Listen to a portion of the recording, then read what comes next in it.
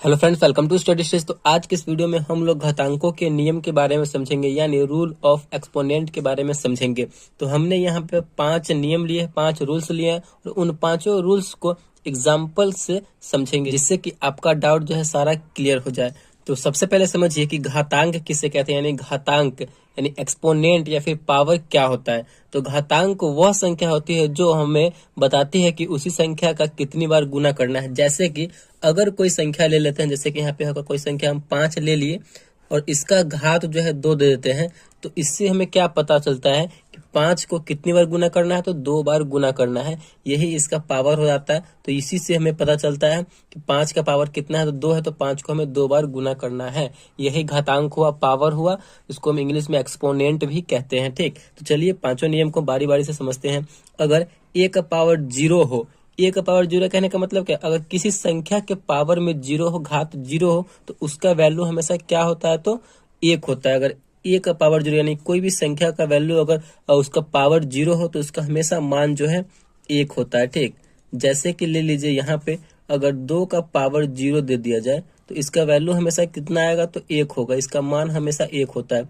कोई भी संख्या रहे, जैसे कि अगर 8 रहे, 8 का पावर अगर 0 दे दिया जाए, तो इसका मान हमेशा कितना आएगा, तो 1 होता है। ठीक, तो ये हमने पहला नियम समझ लिया। दूसरा नियम हमारा क्या कहता है, अगर किसी संख्या के जो पावर है वो माइनस में रहे, यानी ऋणात्मक रहे, जैसे कि a का पावर m, तो ये क्या हो जाएगा, इसे हम सबसे पहले पॉजिटिव में लाएंगे यानी प्लस में लाएंगे। तो इसके लिए हमें x के बटे में लिखना होगा, 1 के बटे में a का पावर m, जो हमारा यहाँ पे माइनस खत्म हो जाएगा। ठीक, अगर इसे हम बटे के रूप में लाते हैं तो हमारा माइनस खत्म हो जाता है। जैसे कि एग्जाम्पल में देख लीजिए, एग्जाम्पल में अगर 3 का पावर -2 दिया हुआ है, तो इसे पॉजिटिव में लाने के लिए हम क्या करेंगे, बटे में इसे लिखना पड़ेगा, यानी 1/3 का पावर 2 हो जाएगा। अब इसे फिर सॉल्व कर दीजिए, 1 का पावर यानी 3 को 2 बार गुना करना है, तो 3 तिहाई 9, 1/9 ही इसका आंसर हो जाएगा। तो आई होप आपको एग्जाम्पल के साथ बहुत ही अच्छे तरीके से समझ में आ रहा होगा। चलिए दूसरा नियम की तरफ चलते हैं। दूसरा नियम हमारा है a का पावर m गुने a का पावर n। कहने का मतलब है कोई संख्या के ऊपर पावर हो, फिर गुना में उसी संख्या के ऊपर कोई दूसरा पावर हो, यानी हमारा जो बेस है, आधार जो है सेम रहे। कोई संख्या सेम संख्या से गुना हो, जैसे कि 3 गुने 3 और उसका पावर अलग अलग है, यानी घात अलग अलग है। जैसे कि इसका पावर 2 है और इसका पावर 3 है, तो इसका कैसे होगा, तो देखिए यहाँ पे होता है, इसका बेस सेम रहे तो पावर जुड़ जाता है, यानी बेस हमारा सेम है तो पावर जुड़ जाएगा, तो m प्लस n हो जाएगा। ठीक, ये इसका फॉर्मूला होता है, इसी का ये फॉर्मूला हो जाएगा, a का पावर m प्लस n। तो इसको सॉल्व कर दीजिए, यानी बेस सेम है तो बेस वही रहेगा 3, पावर जुड़ जाएगा ऊपर में, तो 2 + 3, 3 का पावर हो जाएगा 5। तो हमें 3 को 5 बार गुना करना होगा। आप 3 को 5 बार गुना करके देख लेंगे, 3 गुने 3 गुने 3 गुने 3 गुने 3 गुना करिए, जो आंसर आएगा वही वो आपका आंसर हो जाएगा। ठीक, तो आई होप आपको ये भी तीसरा नियम भी अच्छे तरीके से समझ में आ गया होगा। चलिए चौथा नियम की तरफ चलते हैं। देखिए चौथा नियम हमारा क्या है, a का पावर m, यानी कोई संख्या का अगर घात m है, कोई भी नंबर है, बटे a का पावर n, यानी कोई संख्या का घात उसका भी पावर अलग है और बटे में रहे, तो उसका कैसे करेंगे, तो उसका फॉर्मूला क्या होता है, a का पावर m माइनस n, यानी पावर जो है आपस में घट जाता है। ठीक, तो a का पावर m बटे a का पावर n रहे, तो आप पावर बेस रहेगा वही और पावर आपस में घट जाएगा।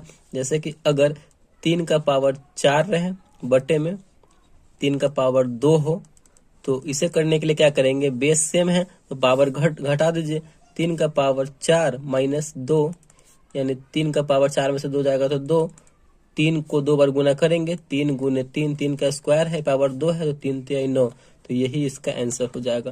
तो ये भी नियम आपको समझ में आ गया होगा। चौथा लास्ट हमारा नियम है, पांचवा नियम, a का पावर m।